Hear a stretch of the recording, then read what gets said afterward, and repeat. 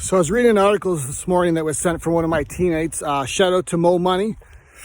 It was from Guelph today, and I was talking about how over the last 3 months, April, May, June, the city of Guelph has lost 6,100 jobs.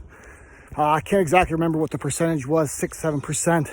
And the KW area was double at 13-14%.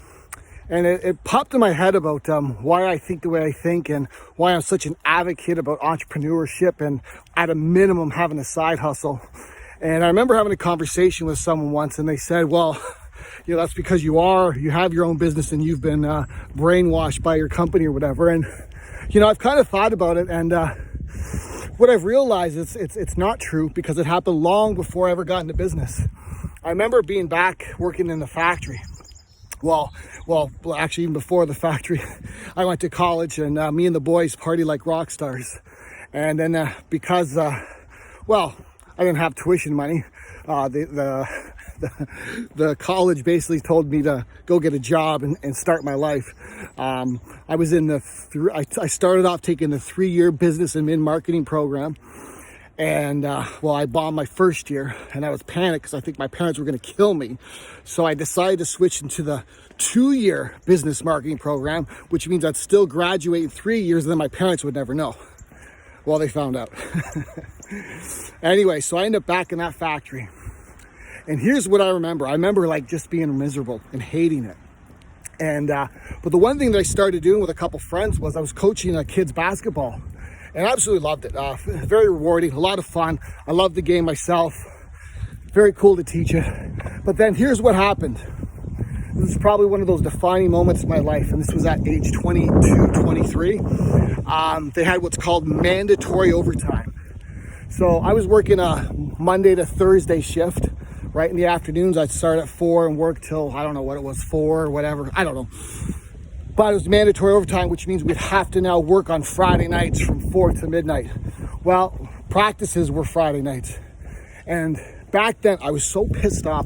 I was so stubborn. I was like, no, I'm not going to do that. And so for the first 2 weeks, I wouldn't show up. I said, no, I'm coaching kids basketball. It's a commitment I made. And I stuck to my guns, because I was like, no company should ever be able to tell me what to do with my life, especially when I'm doing something that I believe is good and good for people, good for the community. But unfortunately, that lasted about 2 weeks. It wore on me. My coworkers were talking about how they had to make up the slack, and of course the lead hand was putting pressure on me, and I caved. Still bother me to this day. Still does, really does. But it gets into the psyche of what's most important to you. Freedom and choices are so important to me. And so let me tell you what I did. I quit there. I gave them my 2 weeks notice, and because I knew that I hated it, and I knew that if I was going to spend 80% of my time in a job, that I was going to make sure I liked it, because at the end of the day, we have 24 hours in a day. We sleep 8, which leaves us with 16. So 8 of those, half of our waking lives are spent at a job. And so you better love what you do.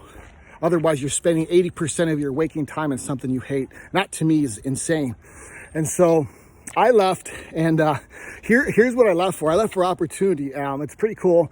So Steve, one of my best friends, his mom was working at Rogers Video, and she said, hey, come to Rogers. I'll teach you how to be like a supervisor. You can run your own video store. And I thought, wow, what a great opportunity. But here's was my negotiating technique. And here's how you can get into my mindset way back then, right? Long before I ever got into business. I remember saying, and Steve probably remembers this if he watches. I don't know if he will or not, but I remember saying, look, I'll work every day of the week. I'll work 7 days a week. I'll work every holiday. However, I will not work any long weekends, because at 23, long weekends were the most important thing to me in my life. That tells you where I was at mentally back then. But still, having control of my life and be able to make the choices for myself was so important then. And so I got that job, and well, hey, it never worked out either. But that's what led me to where I had the opportunity to go into business for myself, to have complete control of my time, and control my life. If I want to work, I'm going to work. But if I want to screw off, I want to have the ability to be able to do that and do that the way I want to. So, anyways, I just thought I'd share. We're in crazy times right now, as we all know. The world's going through a major transition. There's a lot of bad, but I promise you, there's good coming out of this. We're going to be better off for it. I can already see it for a variety of reasons. But here's what I challenge all you to do: to really think about your life right now. Do you love what you do? If you do, that's amazing. And it doesn't matter if it's a job or not. If you love what you do when it comes to your career, then all the power to you. But if you don't, it's time you really start taking a cold, hard look at your life. You're going to sleep for 8 hours. You're going to work for 8 hours. And you got 8 hours of free time. And you still got to eat and all that stuff. And man, don't spend a huge portion of your life in something that you hate. Find something that you're passionate. Before I let you go, I got one question. Tell me about a defining moment in your life.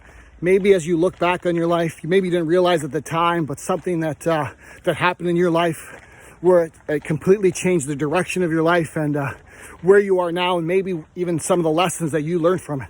I'd love to hear about that. Let's talk.